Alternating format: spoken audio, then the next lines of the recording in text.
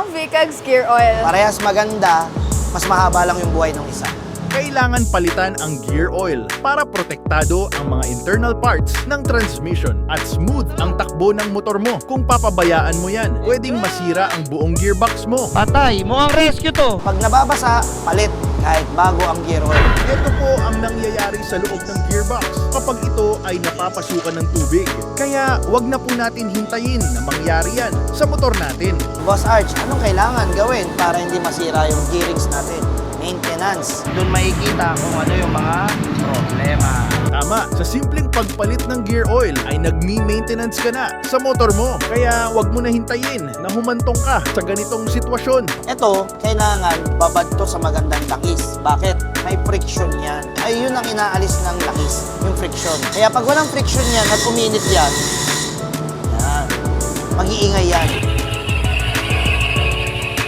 So narinig nyo yung tunog na yun? Kung ayaw nyo mangyari sa inyo yung ganung tunog, mag-maintenance kayo ng gearings ninyo. So paano mini-maintenance yan?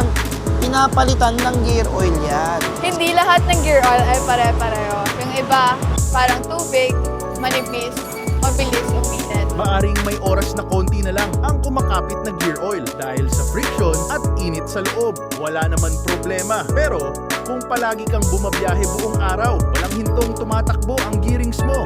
VCOGS. Sa halagang 65 pesos, may long-lasting gear oil ka na. Okay, ito naman yung gear oil natin. Ganyan siya tumulo. Ayan o. Mas malapot. Diba? Kumpara dito. Diba? Ito.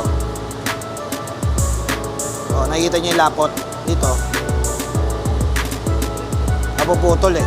Hindi naman masyado big deal ang gear oil eh. Kung lagi ka nagpapalit, wala namang problema doon. Pero kung ayaw mo nang lagi na i-istorbo, ayun, sinong mas malapot? Diba? So, kitang-kita nyo, mas maganda yung fluid motion nito. Buo siya lumilipat. Hindi katulad doon sa kaganina, medyo may putol-putol.